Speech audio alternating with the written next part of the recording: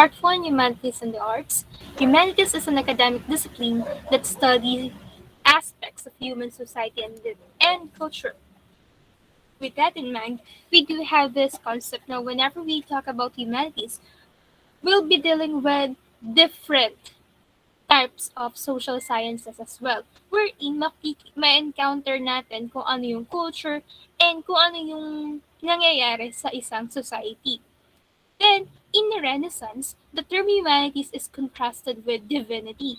It is referred now as classics, the main area of secular study in universities at the time, and then, today, the humanities are more frequently contrasted with natural and sometimes social sciences as well as professional training.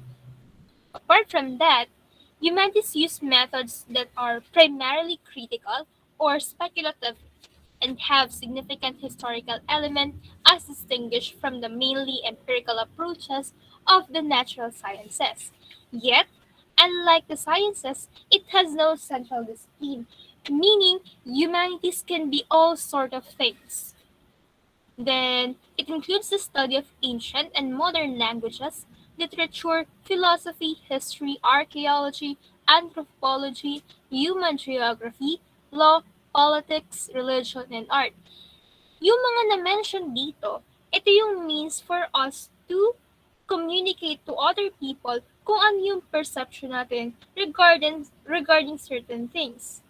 And yung mga conceptions natin na yun ay may kinalaman sa kung ano tayo as a human being. At once na pag-usapan na natin kung ano yung mga ideas ninyo, kung ano yung mga perception na yun, merong influence dun palagi ang humanities. Scholars who are into the study of humanities are called humanities scholars or the humanists. Pero, itong term na humanists ay nireject ng mga anti-humanists. Bakit? Kasi for them, if you want to be called humanist, you need to practice humanism. Pero for them, kakaiba yun sa ginagawa ng humanities scholars. Then the Renaissance scholars or art and artists were also called humanists. So the study of humanities may also be attributed to the symmetry and balance discussed by the artist known as the Vitruvian Man of Leonardo da Vinci. This image demonstrates the blend of mathematics and art during the Renaissance and demonstrates Leonardo's deep understanding of proportions. Meaning, for Leonardo da Vinci, lahat ng bagay ay proportionate sa isa't isa. Lahat ng bagay ay interconnected and at the same time, man can take any form. In addition, this picture represents a cornerstone of Leonardo's attempts to relate man to nature. Leonardo envisaged that great picture chart of the human body he had produced through his anatomical drawings and Vitruvian Man as a cosmographic del minor mondo, or the cosmography of the microcosm. He believed the workings of the human body to be an analogy for the workings of the universe. In connection with that, I have here a video presentation para malaman ninyo further kung ano ba ang Vitruvian Man.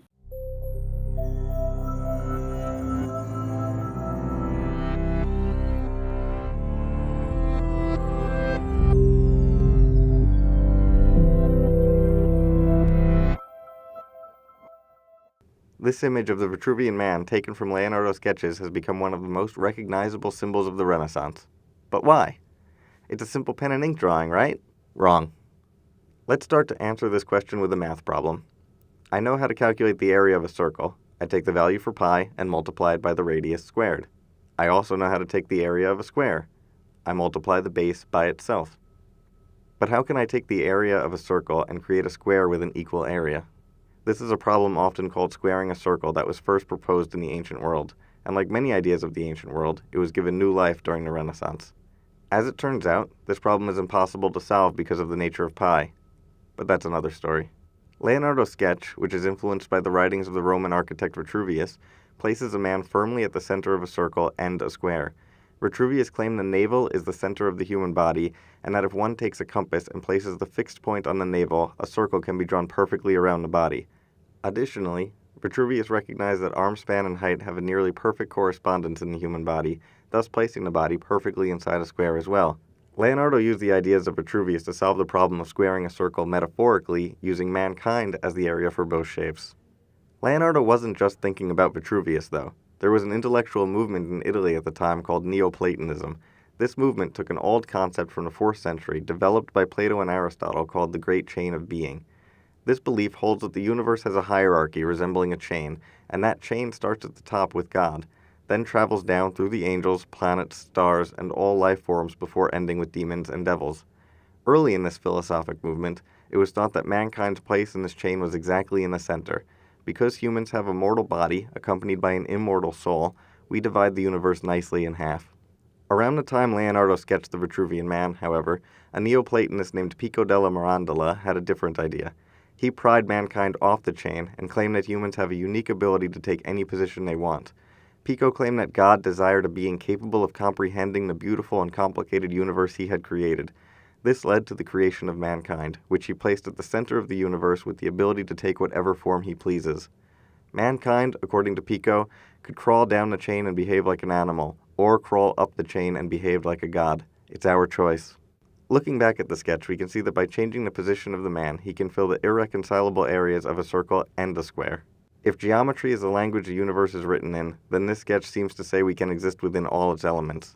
Mankind can fill whatever shape he pleases geometrically and philosophically as well. In this one sketch, Leonardo was able to combine the mathematics, religion, philosophy, architecture, and artistic skill of his age. No wonder it's become such an icon for the entire time period.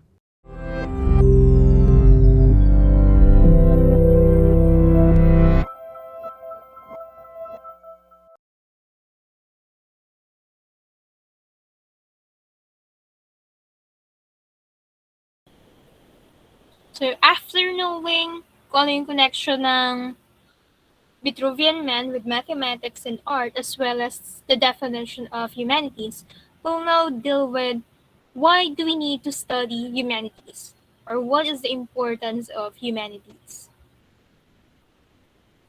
So, right here we have the following. Una, the word humanities came from the Latin word humanus, which means human, cultured, and refined. Man is thought to be, as what the term exactly means, being cultured and refined. Meaning, if you want to be refined, if you want to know how to act like a human, you need to study humanities. And humans have characteristics of rationality, benevolence, and care. He is cultured and refined as shown by good taste and manner indicative of good and proper education, which is part of humanities. Kasi hindi ba, whenever we are talking about humanities, kasama dito yung society and culture. Wherein, in such cases, you need to have proper manner and exhibit proper education or good things. Humanities contains the records of man's quest for answers to the fundamental questions he asks himself and about the world we live in.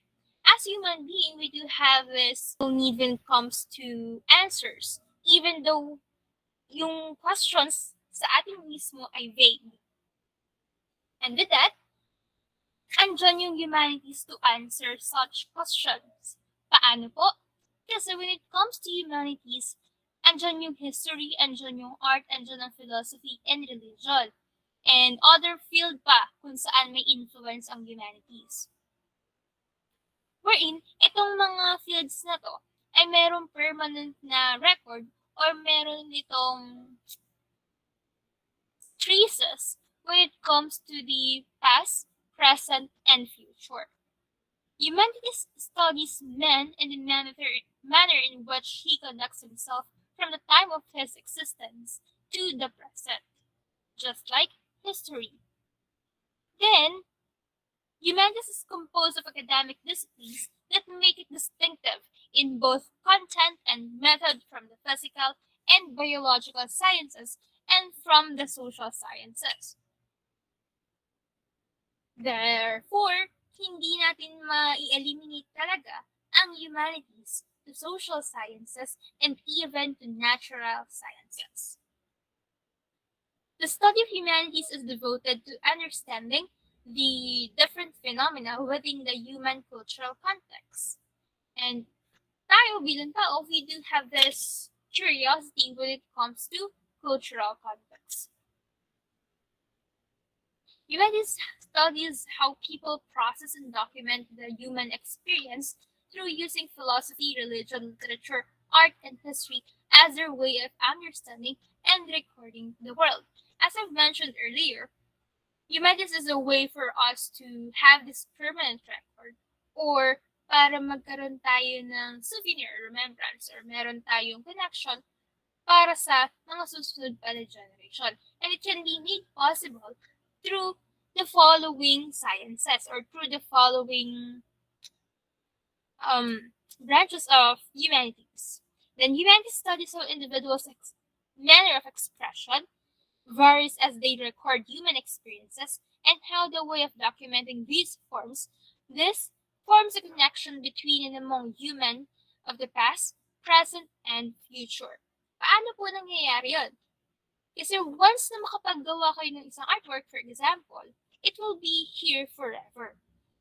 So, lahat ng emotion na nakakabit nun, lahat ng experiences na kasama nung ginawa mong artwork will be passed from generation to generation.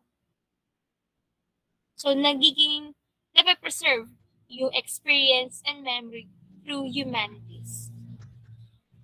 Then we have here the fundamental principles of humanities. Number one, human nature is inherently good. Therefore, the amalgamation of experiences and the environment a person lives in causes a person to be bad or make bad choices. And the individuals are free and are capable of making choices. Kaya nga tinatawag tayong rational being. Kasi we are able to think for our own or we do have the so-called free will. Human potential for growth and development is virtually unlimited. Kasi we are capable of making choices. We are free and we are the only one who can limit ourselves kung hanggang saan ba tayo mag-grow o hanggang kailan ba yung kakayahan natin. With that, nakaka-develop tayo ng self-concept. Right here. And that self-concept plays an important role in growth and development. Kasi if you're thinking na hindi mo kakayanin yung isang bagay, therefore, how will you push yourself or how will you be pressured to do something para ma-achieve yung goal mo? So it's a matter of self-concept to achieve your goal. Hindi porket bumagsak ka sa isang subject or bumagsak sa quiz, ay babagsak ka na sa buong subject. So, focus sa goal, alamin mo kung anong mga po pwede mong gawin, kung anong mga kinakailangang adjustments. Then, individuals have an urge for self-actualization. If you remember the Abraham Maslow's hierarchy of needs, andun sa top nun ang self-actualization. When we say self-actualization, that is the point wherein you appreciate life. You appreciate everything about life, including the flaws or challenges. We do have the next one, which is reality is defined by each person. My reality might be different from your reality, and our reality might be different from the true or the real reality. Next, individuals have a responsibility to both themselves and to others. That means that we all have social responsibility.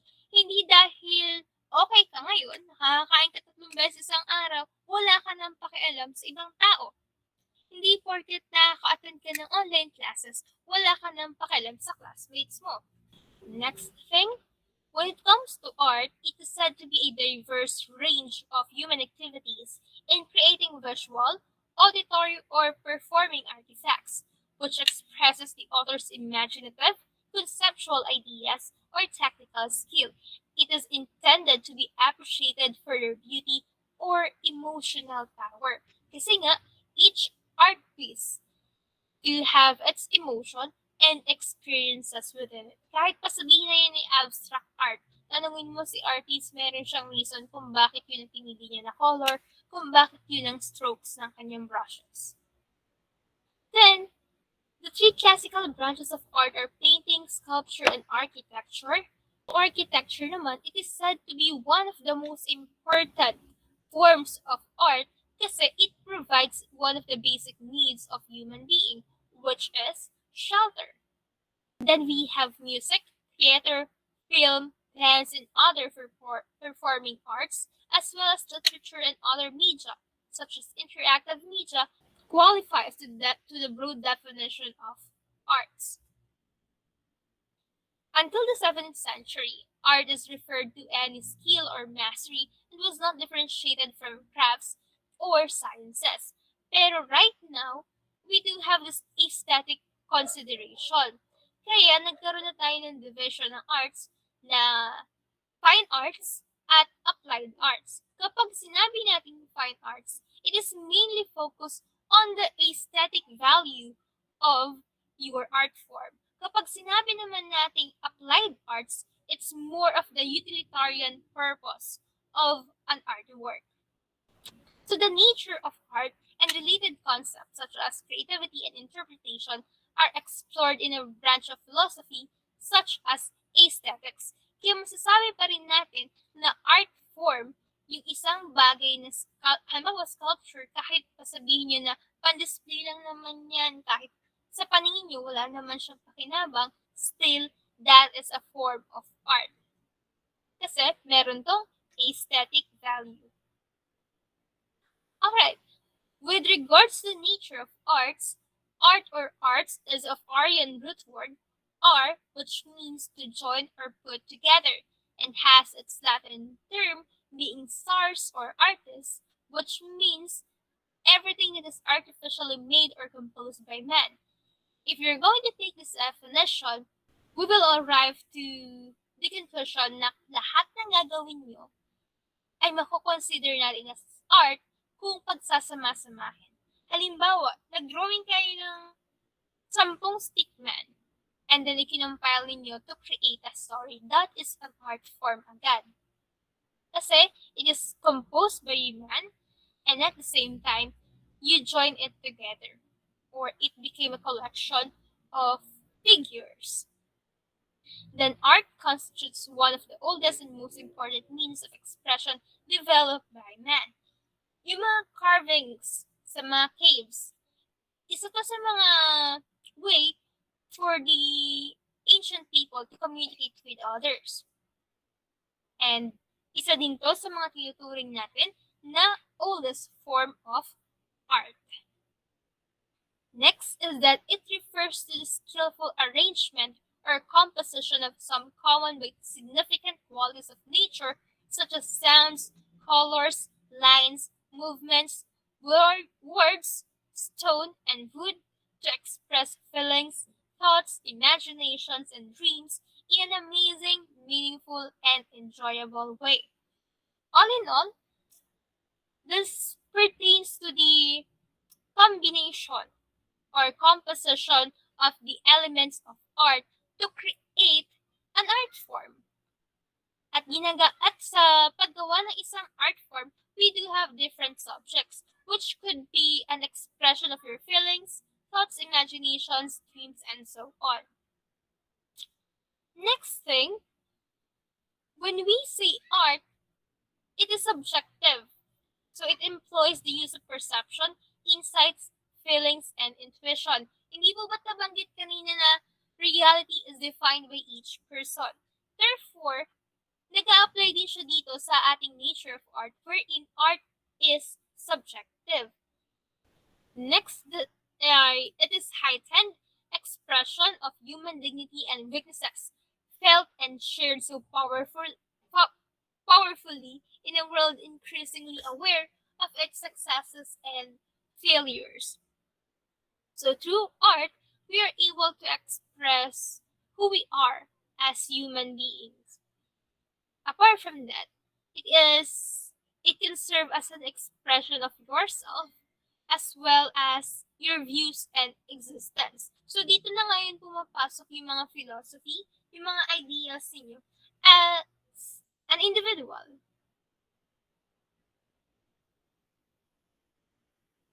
Then art also provides enjoyment and stimulation, especially when people understand them. So ito naman ay has something to do with emotions. Kung anong nai-stir na emotion ng isang art form whenever you are given the chance to evaluate such.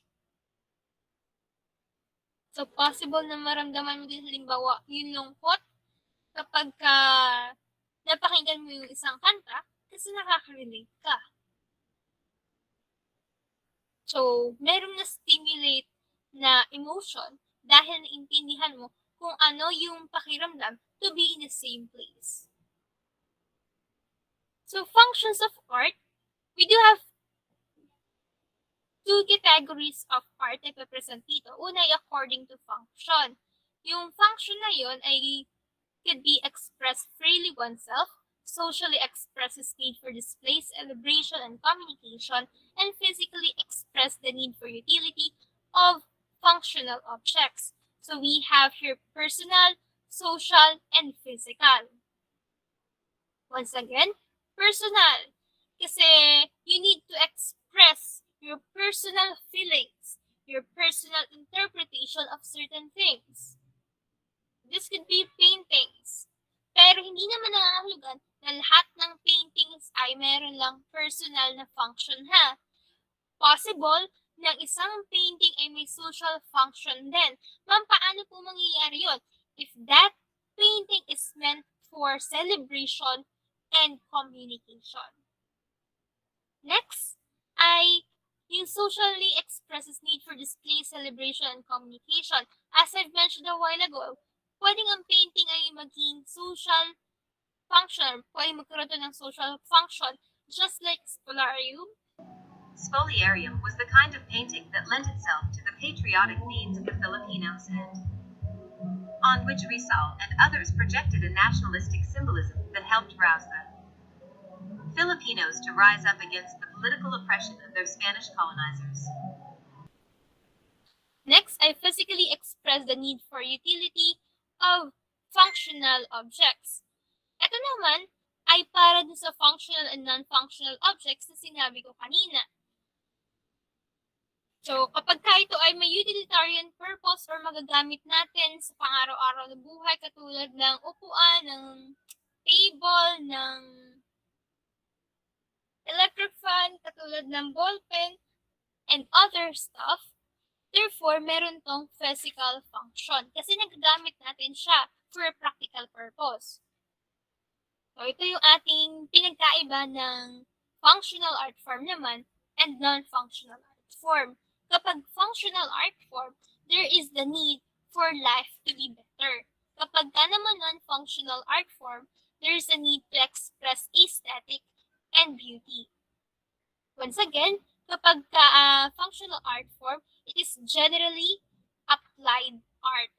Okay?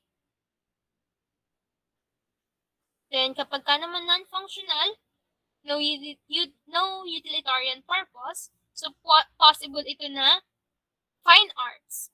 Once na magkaroon na siya ng social function, therefore, may kukwalify na natin ng isang painting, isang sculpture, literature, music, dance, or theater as functional. Yung cornerstone or yung kilometer zero sa Luneta, it is non-functional kung titignan nyo lang siya kasi feeling nyo pang display lang naman siya. That is kung hindi nyo alam kung paano gamitin yung kilometer zero. Ano nga ba ang kilometer zero? Napapansin nyo ba ang mga posteng kulay dilaw gaya nito sa may gilid ng kalsada? Ito ang tinatawag na kilometer marker, isang sementadong poste na may nakasulat na letters at numbers. Pero ano nga ba ang kahulugan ng mga nakasulat dito? Ang letra at numerong makikita sa itaas na bahagi ng kilometer marker ay tumutukoy sa distansya ng isang lugar mula sa kilometer zero. Ang kilometer zero naman ay ang marker na makikita sa Rojas Boulevard across Rizal Shrine, na siyang nagsisilbing reference point o basihan ng distansya mula dito hanggang sa isang lugar. Samantala, ang letra at numerong makikita sa ilalim ng kilometer marker ay tumutukoy sa initial at distansya ng kasunod na bayan.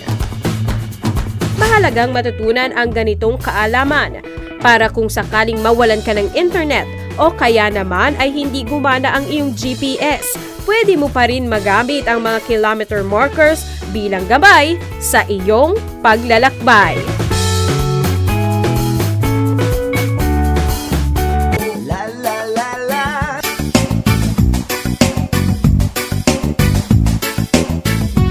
Dahil nagkaroon siya ng social function, naging functional art form na ngayon, si kilometer zero.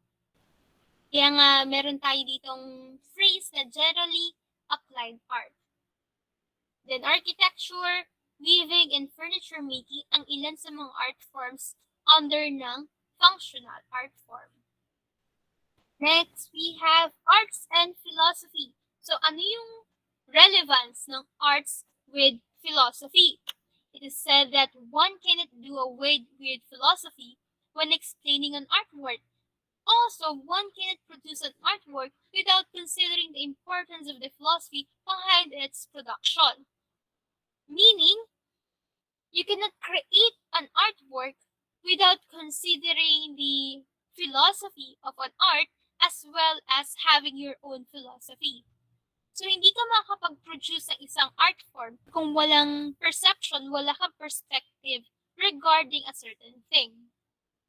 And at the same time, para may pakita mo yung mga naiisip mo na hindi mo kayang sabihin through words or hindi mo kayang i-express through words, art can be an avenue.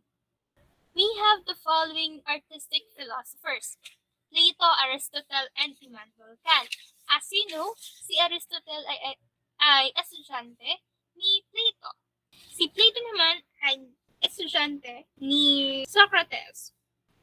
So, kada isa sa kanila ay merong kani-kanilang philosophy when it comes to art.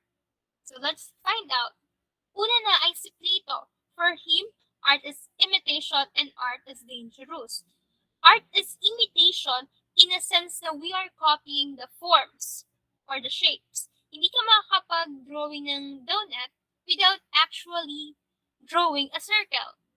So for him, ang art is a copy of a copy. We are just copying the forms or the shapes to create an artwork. We are not able to create our own. Art is dangerous for him. Kasi art has power to steer emotions, right? So the arts should not go uncensored for him, as he mentioned in the Republic. Kinakailangan i-filter natin kung ano ba talaga yung gusto natin iparating para maiwasan natin ang misunderstanding. Next naman natin ay si Aristotle. So si Aristotle, tulad ng sabi ko kanina, ay estudyante naman ni Plato. For him, art is imitation or representation of nature.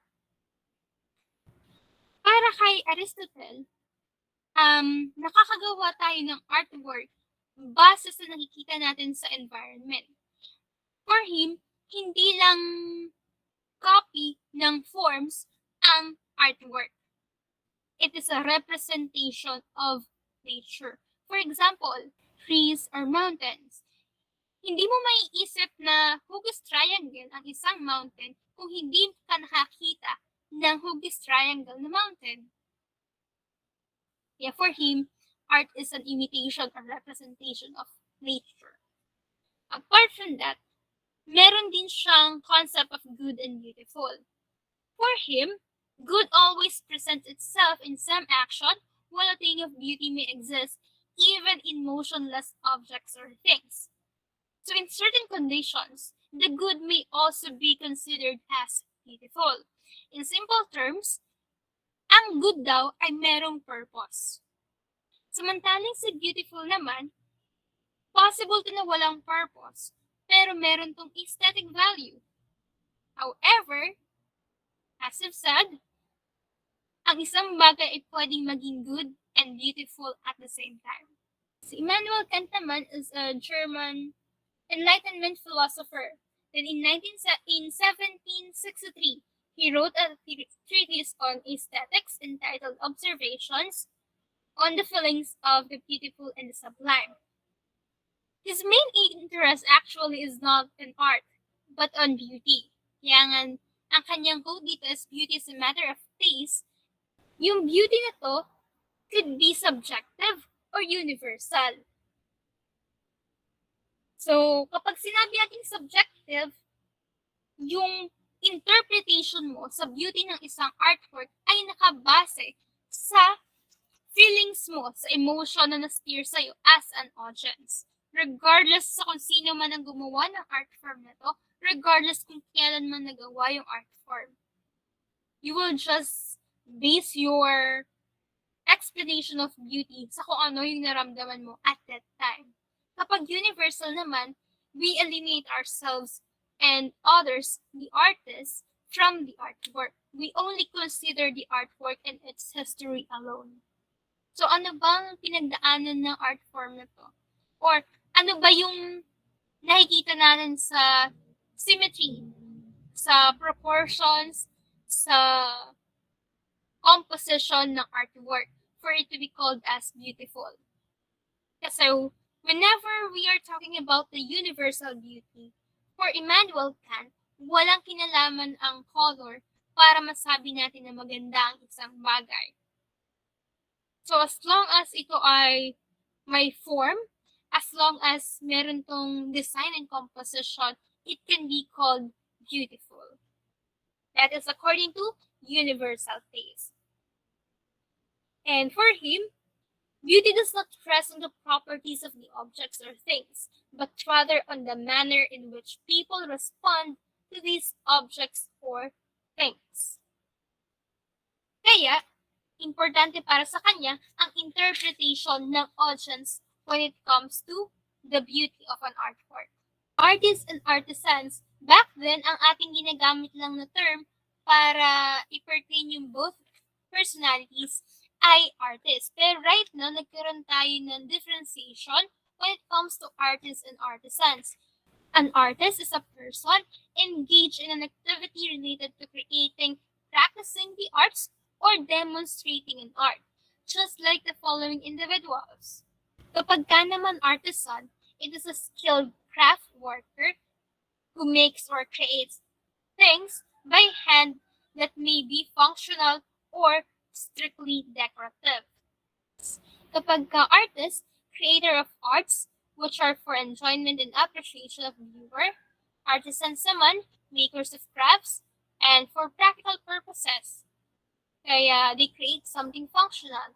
Kapag ka naman artists, they perform creative arts and they create something whose only value is aesthetic, that makes output to express the beauty of art itself, and the object has no functional value most of the time.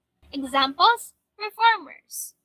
For artisans naman, skilled workers, and his or her product has functional value and makes output with his or her hands, just like weavers, dryers, potters, carpenters, etc.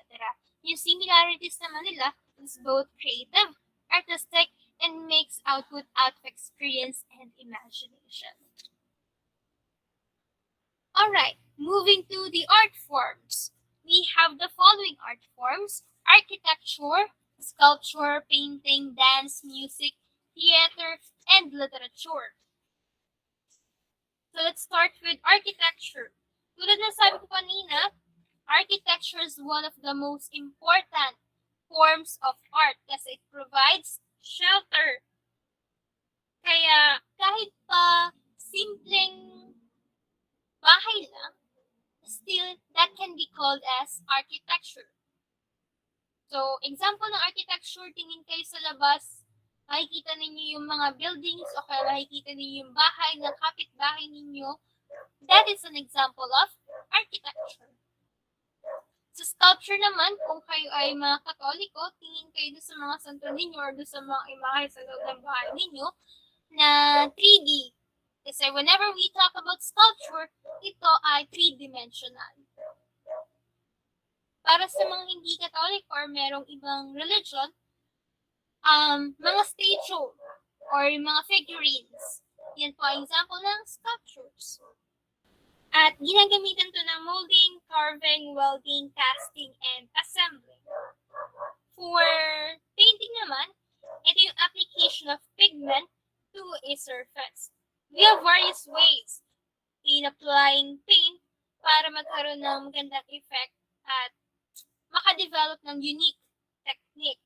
Si painting naman ay 2D. Next ay dance. Dance is the art of body movements that is attuned to a musical piece. Dito naman ngayon papasok si music. Si music naman ay combination ng sounds expressed through a song, through the use of instruments or combination of both, and there is an expression of freedom, harmony, and melody. Wherein, si dance at music, po pwede din natin gamitin or po pwede din natin makita sa isang theater. Si theater naman ay merong involvement ng actors na nag-act up according to our particular scenario and to their characters. Example ay ang Huling El Bimbo. Ito may makikita kayong dance production at saka merong musical piece na kinakanta. That can be considered as theater. Next ay literature. Literature is the art of using words to express thoughts, ideas, and feelings. So kung ito yung gagamitin natin na definition, everything na sinusulat ninyo na mayroong expression of your ideas can be considered as a literature. Pero, meron tayong second category. Kinakailangan, it will be a collection or compilation of such words. Therefore, kinakailangan nyo siyang i-collate. Alright, so after knowing kung ano yung art, kung ano yung connection ng art with philosophy, and so on, you will now deal with appreciating the art. Pwede naman po sabihin na maganda naman yung art, okay naman, pwede na. When we say appreciating the art, you should point out kung ano yung nagustuhan mo dun sa artwork at bakit mo yung nagustuhan. So we have here steps kung paano yung gagawin. Una, give a good physical description of the artwork based on knowledge or art elements and materials. Second, analyze the artwork in terms of what the artist wants his work to represent and the learner's subjective reaction to the works, which includes thoughts and feelings. Third, perceive the artwork in the context of its history. Then give meaning to the artwork based on its description, analysis, and context. Tapos, judge the artwork as to whether it is good or bad based on the learner's perception of it and its aesthetic and cultural value. So, bakit ba natin ginagawa yung proper way of appreciating art? Because as mentioned here, art is not meant to be looked at only for what it is. It is meant to stimulate thought because it allows viewers to draw their own emotions and pull from their personal experiences when viewed. Dahil every artwork is an extension of an artist. So kapag binigyan kayo ng isang artwork, that means they are giving a piece of their experience to you, a piece of themselves to you. Then, as always, art is here to stay. It is man's legacy. It is a proof that an experience happened.